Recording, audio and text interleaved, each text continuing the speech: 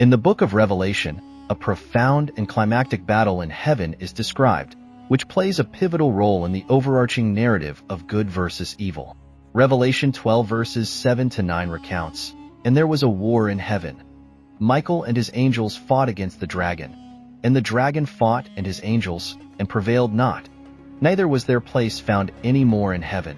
And the great dragon was cast out, that old serpent, called the devil and Satan, which deceiveth the whole world. He was cast out into the earth, and his angels were cast out with him."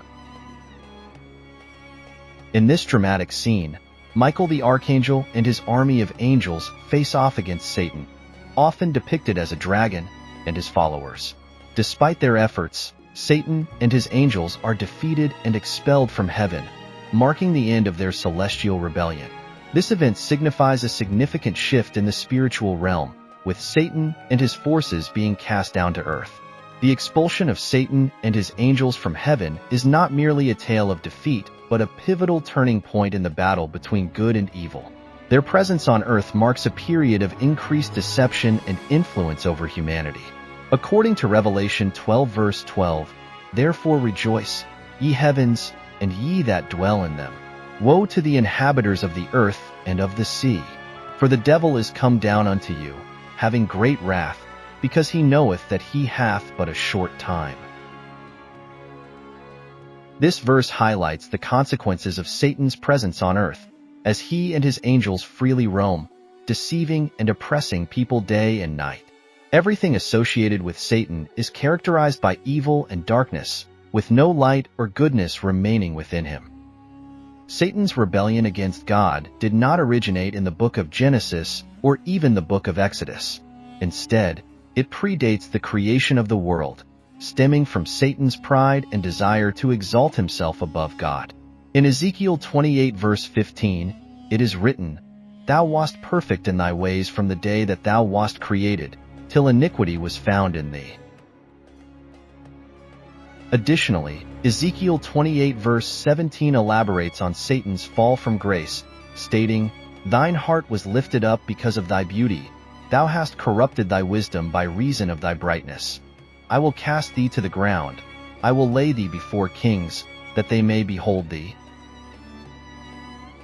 This passage vividly portrays how Satan's pride and desire for self-exaltation led to his downfall. The prophet Isaiah further illuminates the cause of Satan's fall in Isaiah 14 verses 12 to 14, where it is written, "How art thou fallen from heaven, O Lucifer, son of the morning? How art thou cut down to the ground, which didst weaken the nations? For thou hast said in thine heart, I will ascend into heaven. I will exalt my throne above the stars of God. I will sit also upon the mount of the congregation in the sides of the north. I will ascend above the heights of the clouds. I will be like the Most High." These verses reveal Satan's inner thoughts and desires, highlighting his ambition to usurp God's authority and be like the Most High. His sin of pride ultimately led to his expulsion from heaven and his subsequent role as the deceiver of the world. However, the story of rebellion and expulsion from heaven does not end with Satan and his angels. There is another group of angels mentioned in the Bible who faced a different fate. These angels are distinct from Satan and his followers, and were not motivated by pride or a desire to be like God.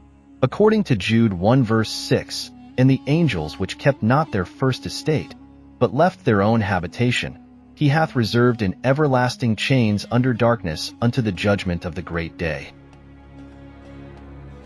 Similarly, 2 Peter 2 verse 4 states, "For if God spared not the angels that sinned, but cast them down to hell, and delivered them into chains of darkness, to be reserved unto judgment."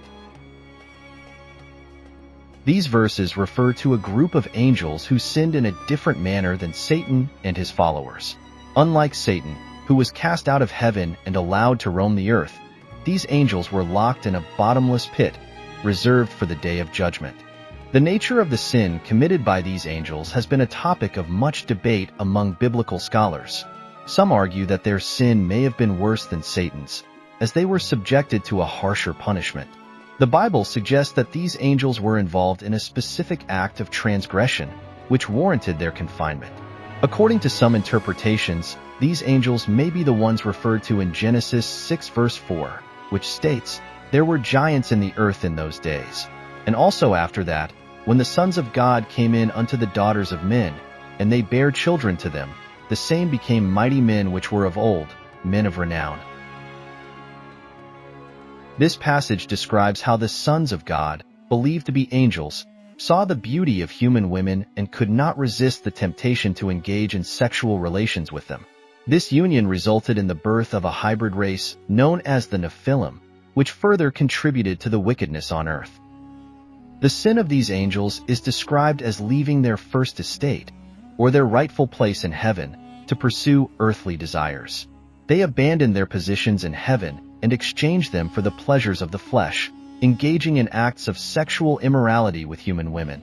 This act of defilement and corruption is considered a grave transgression, as it involved crossing the boundaries set by God and engaging in forbidden relationships with humans. The consequences of their actions were severe, as they were bound in chains of darkness and reserved for judgment. This punishment reflects the seriousness of their sin and the need to prevent further corruption and destruction. The account of these angels raises important questions about the nature of sin and its consequences. It prompts us to consider whether different sins require different punishments and the implications of engaging in acts of sexual immorality. The Bible emphasizes the dangers of sexual immorality and its ability to leave individuals vulnerable to the influence of the devil. In Proverbs 25 verse 28, it is written, "He that hath no rule over his own spirit is like a city that is broken down and without walls." This verse underscores the importance of self-control and the dangers of allowing one's desires to rule over them. When individuals lack self-control, they become susceptible to the temptations and deceptions of the devil, leading to further sin and destruction. The story of these angels serves as a warning to humanity about the dangers of sexual immorality and the importance of maintaining purity and self-control. It also highlights the need for vigilance in guarding against the influences of the devil and his angels, who seek to deceive and destroy. As believers, we are called to live lives of holiness and purity, resisting the temptations of the flesh and striving to maintain a close relationship with God. Moreover, the account of these angels raises questions about the fairness and justice of God's punishments. Some may wonder why Satan is allowed to roam freely on earth while these angels are confined to the bottomless pit. Could it be that their sin was considered more severe, or that their actions posed a greater threat to humanity? These are questions that have puzzled scholars and theologians for centuries. Regardless of the answers, the story of these angels serves as a reminder of the consequences of sin and the importance of obedience to God's commands. The story of the war in heaven and the expulsion of Satan and his angels, along with the account of the angels who sinned and were confined to the bottomless pit, provides valuable insights into the nature of sin and its consequences. It serves as a warning to believers about the dangers of pride, sexual immorality, and disobedience to God's commands. As we reflect on these accounts, we are reminded of the importance of maintaining purity, self-control, and obedience to God. Let us strive to live lives that are pleasing to God, resisting the temptations of the devil and his angels, and remaining faithful to our calling as children of God. If you found this video enjoyable, please consider liking and sharing it. Additionally, subscribing to this channel will ensure that you receive more updates in the future. Thank you.